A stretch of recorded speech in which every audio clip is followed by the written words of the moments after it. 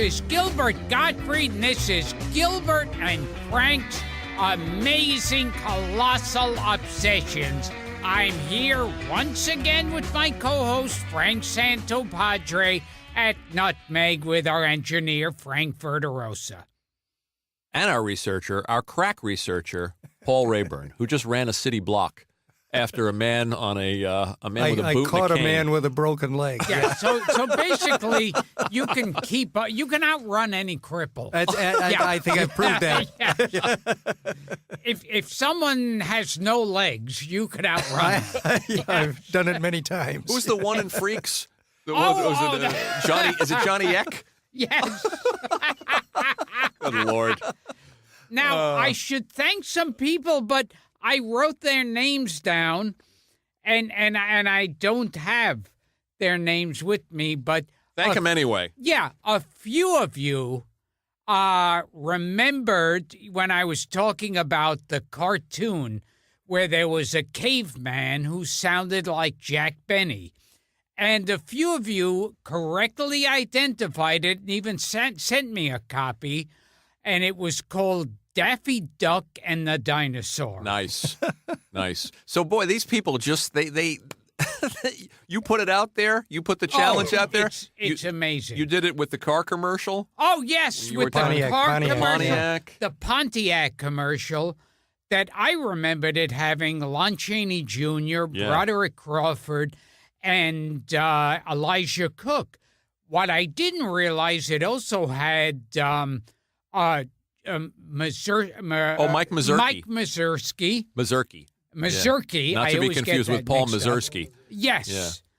And it had Robert Strauss. Sure. And from Stalag 17. Yeah. And the biggest surprise, Leo Garci, who sees the car and goes, "That's a gas." That's a wet dream for you. Oh, my God. It was great.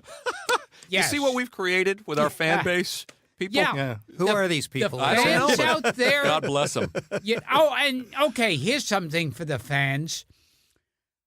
We were talking to someone. Should I say who? Yeah, sure. We were talking to John Amos. The great John Amos. Yes, from and he was in Good Times, and he also wrote for the Leslie Uggam Show. On the Leslie Uggam Show, there was a bit called the Sugar Hill Gang. And was it called the Sugar Hill Gang? I think that's the name of a rap. I think that's the name of a rap Sugar group, early Hill rap Family. Group. Yeah, I think it was just Sugar Hill. Sugar Hill. Yeah.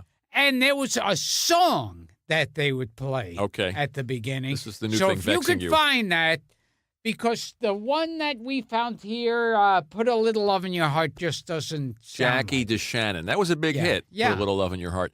This is Vexing Gilbert. He spent the entire hour and a half with John Amos trying to figure out the name of this song. I'm Sugar Hill from What's the He's Show? waxing Roth. It's a Horse Feathers reference.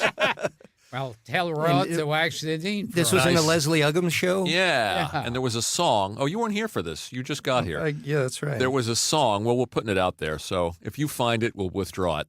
But it was a song within, how do we say this? There was a little mini sitcom within the series. Yeah, it would start within the variety show, the Leslie Uggam Show. All 16 episodes that aired. Scary. It's very scary. What's scarier still is we've had 2 consecutive guests that worked on the Leslie Uggam Show. John Amos and Bob Einstein. What are the odds? So last week, we talked about some of the TV shows that made their debut in a very, very influential year in pop culture history, 1966. Which we've been celebrating the 50th anniversary of. We've been celebrating in every way we can discover. Yeah, I mean, we talked about the Green Hornet and Batman and Star Trek and Mission Impossible and all kind Hollywood Squares and all kinds of stuff. And we did 2 episodes on that. And this time I thought, I wonder what were the top grossing movies of 1966, 50 years ago. And I was surprised by the list. Because there's some real oddities on here. I mean, the kind of movies they don't make anymore. Paul is sitting here with the research, the Wayback Machine. So starting off with number 25. Now, Gilbert, I did not even... Now, Gilbert. Cut that out. Let's see how many of these we can get through. We won't get through all 25, but if it does well, if we do well with it, we'll do a second episode. Did you ever hear, this is the 25th highest grossing movie of 1966, 50 years ago. Did you ever hear of a movie called Penelope?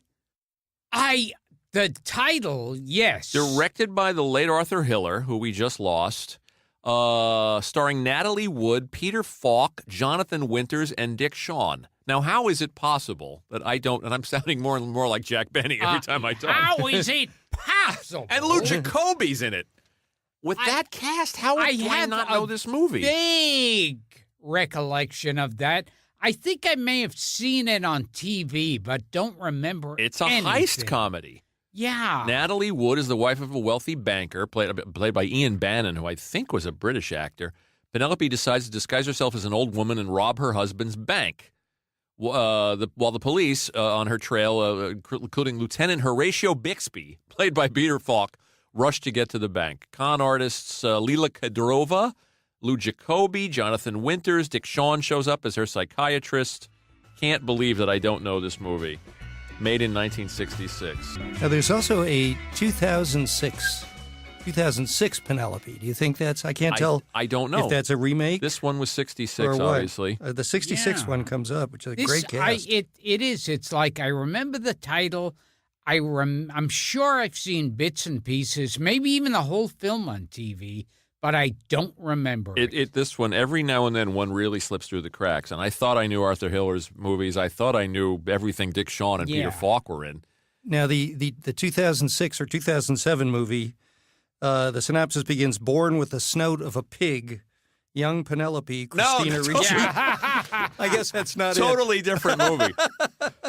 Totally different. That one was written by Trump, apparently. it. Yeah, right. And Carl Ballantine was in this movie as a character called Boom Boom and Arlene Galanka. Do you remember Arlene Galanka? Arlene Galanka Yeah. was in the first pilot I ever acted in. Seriously. The Further Adventures of Wally Brown. And Arlene Galanka plays basically, I forget the actor who played her husband. Remember, I think he was the sheriff on Murder, She Wrote. Ron Masak? Yes, Yeah. I think it was Ron Masak and He's Arlene around. Galanka. They're both around. And to show how original this was, and I think it was by Babalu Mandel and Lowell Gans. Wow. And to show how original this was, Ron Masak plays like a cab driver in Queens who doesn't like the college moving in, and he's got and Arlene Galanka is a dingbat wife. Wow. It was like, oh my God. Were you Meathead or Lionel? Yeah. Now, who did we think she was married to? Who's that? Arlene Galanka. Arlene Galanka. I don't know who she was married to in real life. She was in The In-Laws. Oh, okay. Larry Delaney and Mike Longo were her real husbands. Didn't know. She's still around. Do you think Arlene Galanka would remember you? Probably not. Okay. When did you do this pilot that was a ripoff of All in the Family? In the 80s? No, it would have had to have been in the late 70s. Wow-wee. Yeah. With Ron Masak and Arlene Galanka. Or okay. maybe mid-70s. We're going to look into that. We're going to look into booking one. Ron Masak just popped into my head earlier this week. How about this one? The Trouble with Angels with Haley Mills and Rosalind Russell. Oh, also, remember the title? Don't think I ever saw it. I've never seen it. That was the 24th highest grossing film. Harper was the next one. Our favorite actor, Paul Newman. Oh, yes. Written by the great William Goldman. Yes. Based on the Ross MacDonald novels, with Julie Harris, Janet Leigh, and directed by Jack Smite. And I always know that name because Jack Smite directed Rod Steiger in The Illustrated Man. Oh, wow. A movie I loved when I was a kid. Have you seen Harper? You know this picture? Yeah, I think did so. see What's Harper. the Now, remind me? was What's the Harper- Private Eye. Which one was the remake? I think there was they remade it? There was a sequel, another one called The Drowning Pool. A sequel, Yeah. The Drowning Pool, and that Joanne had Woodward's in that one. Robert Wagner. Oh, Lauren Bacall I think is Robert in, Wagner might be in this one. Oh, maybe it's this one. Lauren Bacall was in Harper. Oh, yes. Yeah, Lauren Bacall, yes. right. Terrific little film. How about number 22? I know this one is near and dear to your heart. Raquel Welch, Stephen Boyd, Yeah. Oh, Donald Pleasance. Yes, a fantastic Fantastic Voyage, Very good. where they shrink these people down Yes. to get into a guy's body, travel through his bloodstream. To get to his brain, right? Yes, You yes. have a brain injury? And, yeah, for the brain tumor or blood clot. Do you know this His movie? brain. I know this movie. Paul, Well, this is a Fantastic science movie. Voyage. This is my world. Talk you to know? us. That's Yeah, right. You're a so science man. Absolutely nothing that I happens in thought that movie you were could ever. I thought you were Mr. Cool. Science. Cool McCool. What were you about to say? It's Yeah. Nothing in that scientifically movie impossible. could possibly ever Really? happen. I can't Which is inject part of its Raquel charm. Welch into my cerebellum. No, it's, I people dreamt have about tried. it several times. Directed by Richard Fleischer. Fantastic Good Voyage. movie though, a lot of fun. So Yeah, yeah. there was absolutely nothing in that movie that could happen in real life. Well, almost anything might have, except injecting Raquel Welch. You'd have to have a large hypodermic, I think. It's worth trying. It's worth trying. Now, what I remember got me angry in that movie was they have Raquel Welch, and she is completely neck to feet covered in one of those scientific, Yeah. like those. What was she in? Like a lab coat kind of deal? Well, no, like one of they'd have Like a her in those spacesuit scenes, or something. Oh, well, like a, a deep sea diving. yeah. You know, where they used to wear the helmet. Whereas we know in real life, most scientists wear far less clothing than that when Oh, they're yes. working. No incidental nudity in that one? No, it's nothing. Raquel Welch, known for her, we were talking to Yes. Mr. Skin about this. Yes. And Raquel Welch, known for her body and Yes. being sexy, never once did nudity. Much to your chagrin. Yes. Yeah. Yeah. Raquel Welch is around. Maybe we should try to Oh, yeah. reach out to her. After she hears that, she won't take us up on it. Fantastic Voyage apparently made a bundle. It made $12 million on then a it was- $5 million budget. They did sort of a comedy remake with I know Martin the one. Short. Oh, the Inner Space. And yeah, Joe and- Dante, our buddy Joe Oh, Dante. that's right. And Yeah. what's his Dennis name? Quaid. The more sane Quaid. I thought you were going to go for the one with Bill Murray and what's the one where the animated one where the guy gets Yes, he's yes. injected into somebody's body in a pill. Yeah, and it's like he eats some rotten hot dog Hell off was the the name stand. of that thing. Oh God. Oh God, we'll probably have people sending us. He's this in movie somebody's on the bloodstream, internet. or Yeah, it's a pill. What the hell? Osmosis Jones. Yes, I can't believe I know That's that. it? Oh. Yeah. Yeah.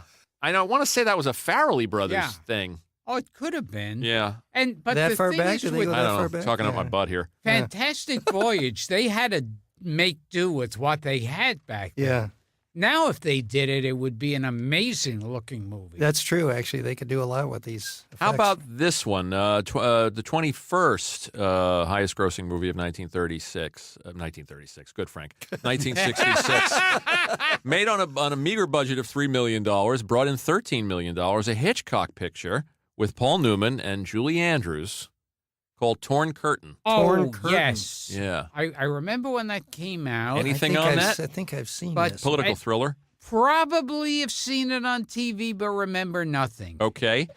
Then I haven't seen that one, and I thought I'd seen every Paul Newman movie. Followed by A Man and a Woman, very famous. Wait a minute, is this da da da da da da da da da da da? That's the one. Da da da da da da Yes. da da Man da and a da Woman, da. great movie. Yeah, you know it. Oh, I know that. I've watched it many times. Okay, That's you can on tell. my short list. You can tell us about it. Yeah, very romantic. So the theme can song tell was from- as popular as the film. Yes. The theme Yeah. song yes. was very popular. Made You four- could tell from Gilbert's rendition it was Yes. a bittersweet movie. Yeah. Well, I'm turned on already by Gilbert's rendition.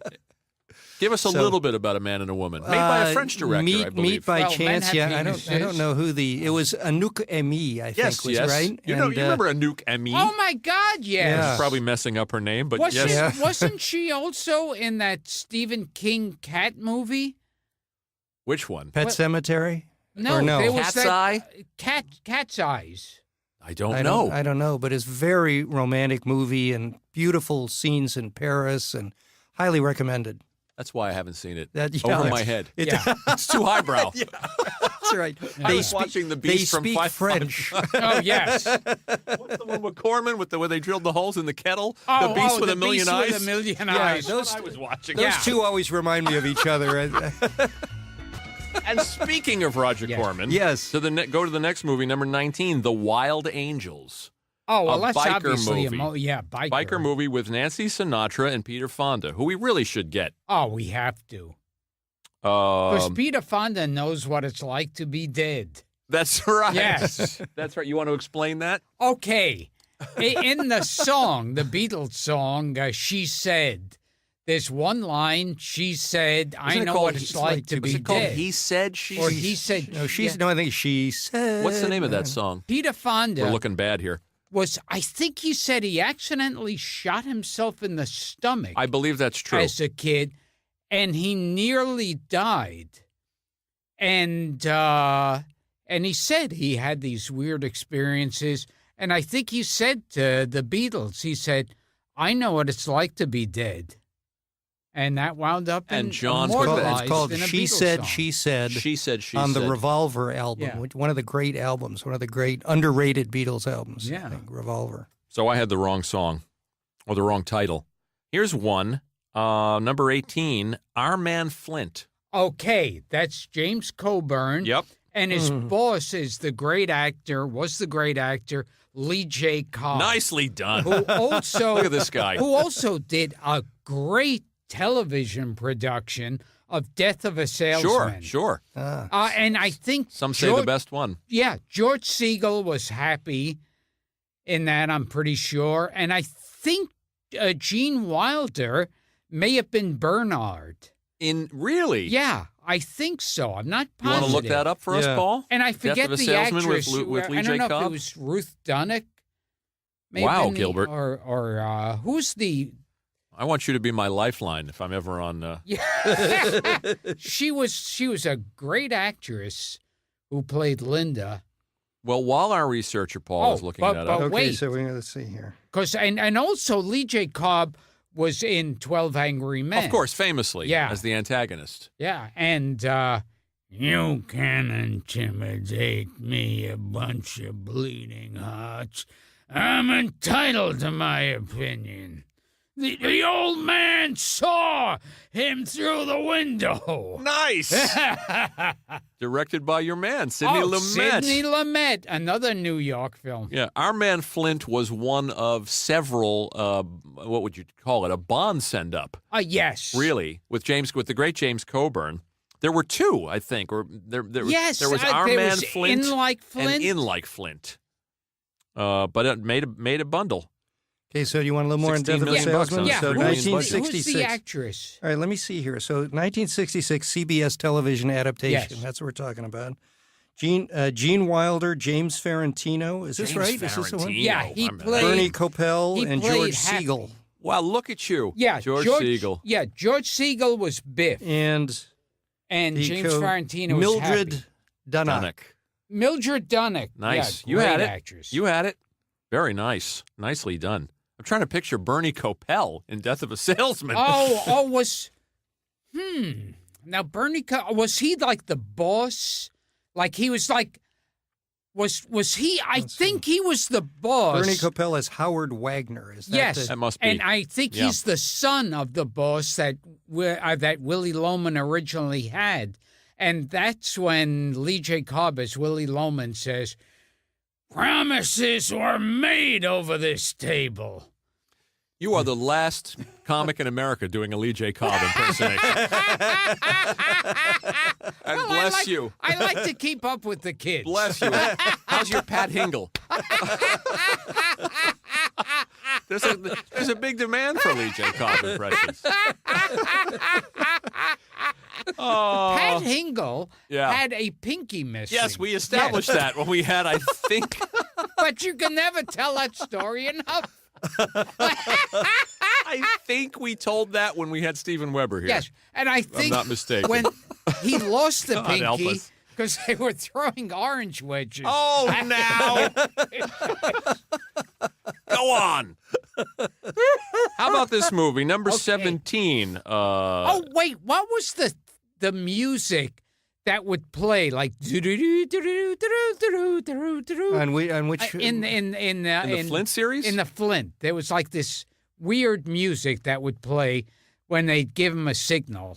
That's interesting. The music was by the great Jerry Goldsmith. Oh, Really? wow. Whose name has come up here a Yeah, time or two. many times. Spy extraordinaire Derek Flint is an ex-agent of ZOE, the Zonal Organization for World Intelligence and Espionage. He's brought out of retirement to deal with the threat of the evil agency known as Galaxy, led by a trio of mad scientists, Dr. Krupoff, Dr. Wu, Oh, which is like a Dr. No yeah. kind of thing, and Dr. Schneider, played by Benson Fong. Oh, Remember Benson geez. Fong? Yeah, came out January 16th, 1966. Not a Shelby Grant is in it, and James Brolin, a young James Brolin. Wow. The voice of the U.S. president was provided by actor Van Williams, who was the Green Hornet, imitating then President Lyndon Baines Johnson. Yeah. This is interesting. The name Hans Gruber Yeah. was reused 20 years later in the film Die Hard. Oh, For that's right. Alan Rickman's character. Oh, my God. And the distinctive ringtone of the presidential hotline was reused in the films Hudson Hawk, Austin Powers, International Man of Mystery. Yes. is that the Yeah, little it had Is that what that you're kind talking of about? Like, That little the Yeah. things you remember. Oh, when was yeah. the last time you saw Our Man Flint? It's 1966? Yeah, I think I was did we already? 2 when I in saw 1967, there was a sequel called In Light In Like Flint, In right, Like sure, Flint. right, yeah. sure. it. Haven't you been paying attention? No, I've been, We just said it yeah. minutes ago. He was fixated on Gilbert- Pat Ingles' missing Gilbert digit. is waiting to pounce anytime. Yes. Don't fuck up in this booth. How about the Blue Max in 1966? A flying ace picture with George Peppard and James Mason, your favorite, and James Mason. and Ursula Excellent. Andress. Oh, my God. In the days when they made World War II flying ace pictures. Oh, yes. Like, what was the one? There's one with Robert Redford called, I think, The Great Waldo Pepper. Oh, that's right. Sounds You right. know this picture?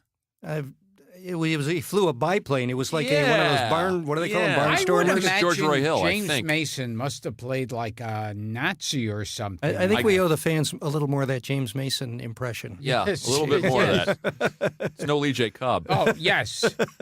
No, I always remember his big thing from A Star is Born. Congratulations, my dear. Seemed to have made it just in time, didn't I?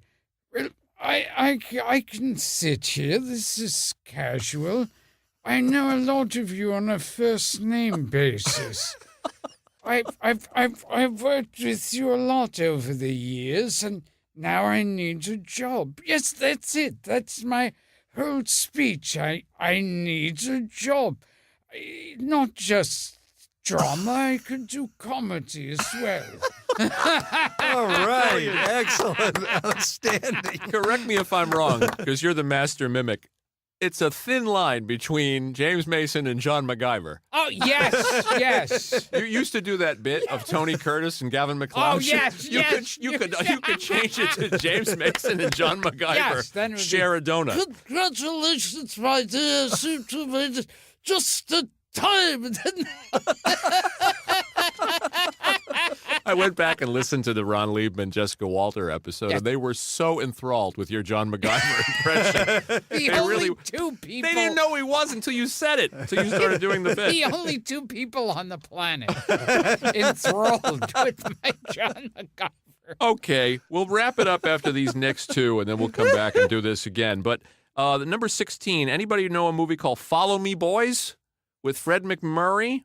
This was the last movie made by Walt Disney while he was alive. It was the last live-action picture Yeah. made under Disney's watch. Vera Miles, Fred MacMurray, Lillian Gish, a young Kurt Russell who was in all of that Oh, yes. Disney yes. stuff. Does this mean anything to you, Paul? I don't know this one at all. Follow Me, Boys. And 1966. wasn't like Walt Disney's last words were Kurt Russell?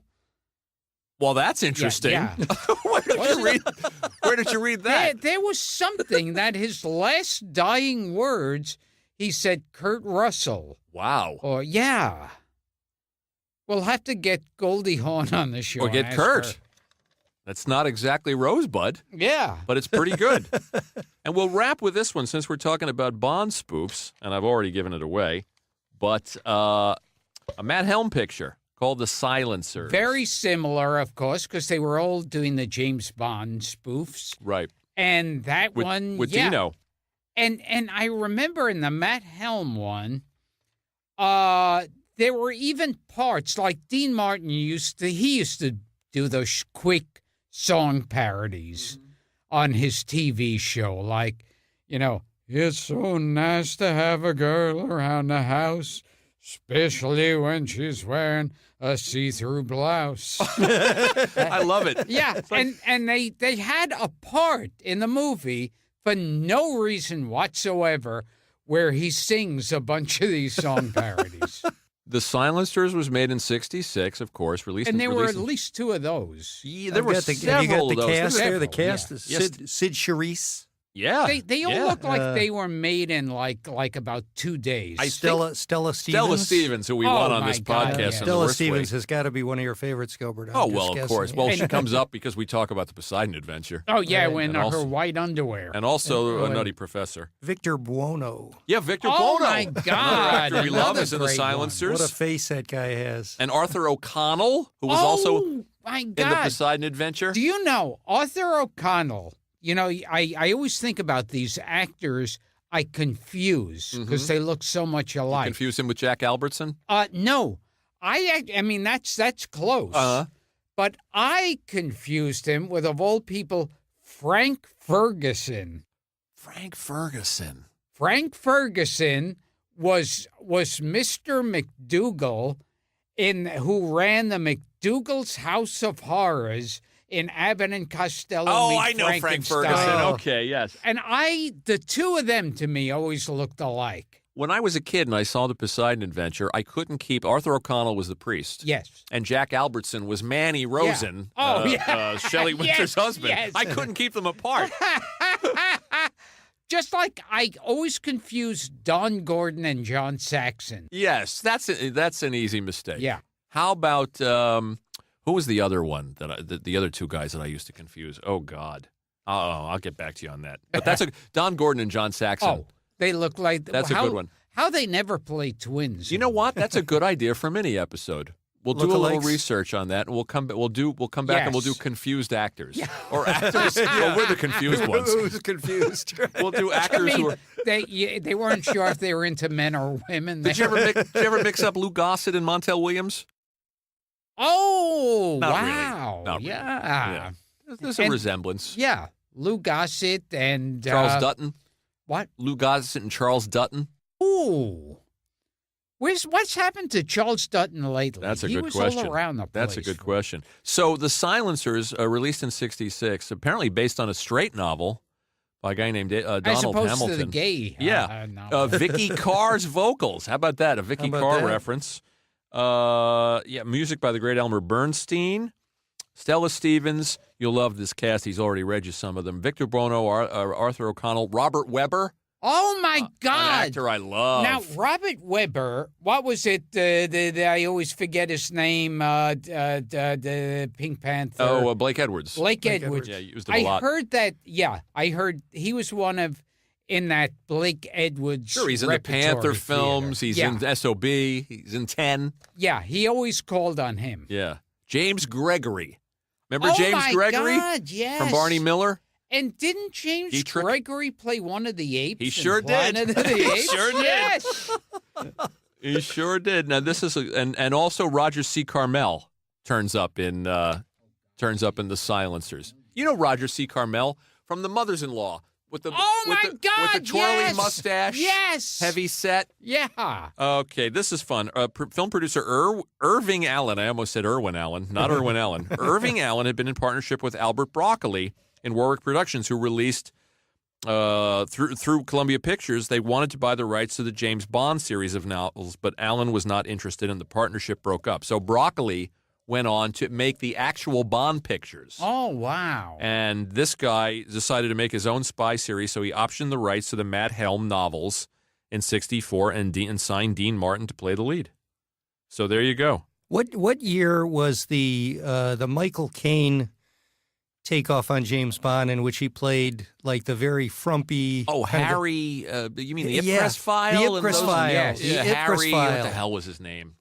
Jeez, That was a great Wasn't there movie. a couple of them? Wasn't there Billion Dollar Brain? There might have been, but they really set him up that he was the opposite of Yeah. Sean And Connery. I There were remember so with many the Bond Matt knockoffs. Helm, yeah. the Matt Helm and the Flint movies, as well as a bunch of others, it's there are parts that are very sexy, but also it's a weird, uncomfortable kind of sexism Oh, yes. that goes on. Oh, yes. That I was never really big in as far as the feminist movement went, but boy, oh That shocks me. boy, yeah, because most people think I am. But boy, oh boy, when you see the sexism in Oh, those yeah. movies, Oh, it's yeah. like, oh Played- my god, Played for laughs. Yeah, there were three more. There was Murderer's Row, also yes. released that year. The Ambushers. This in is 67. this is Michael Caine. No, these were Matt Helm pictures. Matt Helm. With Dean Martin and The Wrecking Crew. A fifth film called The Ravagers was announced but never produced. And Elmer Bernstein provided the Oh. score with Vicky Carr singing the Okay. title song and Santiago. I think it was either a Flint or Matt Helm picture that I saw in a double feature with an Elvis Presley picture, and both of them. And let's see if you are search and are like searchers outside our fans can name these. At least two movies had the exact same scene, an identical thing where the lead girl gets knocked over, either tripping over a suitcase or something, and flying back and revealing her white underwear. And two of them had this. And you've hung on to this Yes, for all these years. I'm going to jerk off to it tonight, even though the actors in it are probably dead. Are you throwing this out to the fans because you don't know? Yes. Okay, well, give that clue So again it was because it was an rather... Elvis Okay, Presley. I think one was either a Matt Helm or a Flint one. Okay. And another, I think, was an Elvis Presley, where a lead girl, falls over backwards and reveals her white underwear Wow. under her dress. white underwear is the nugget. Yes. Here. Yeah, Yes. it's a Stella Stevens callback. Yes. Okay, if anybody comes up with this, I'll be impressed. And we have to, when Will Jordan comes in, we have to get you guys to do dueling James Oh, Mason my impressions. God. That's going to blow my yes. mind. Yes. So we should wrap it up, and we'll come back and do the rest of these films from 1966 because this is a lot of fun. So this has been Gilbert and Frank's Amazing Colossal Obsessions. I'd like you to sign off as James Mason, please. Yes. Can you do that? I'm Gilbert Gottfried, and this has been Gilbert and Frank's Amazing Colossal Obsessions. So good. That's Frank Samatodtree. I still don't know the name. Gold. It's gold. Here we go, boys.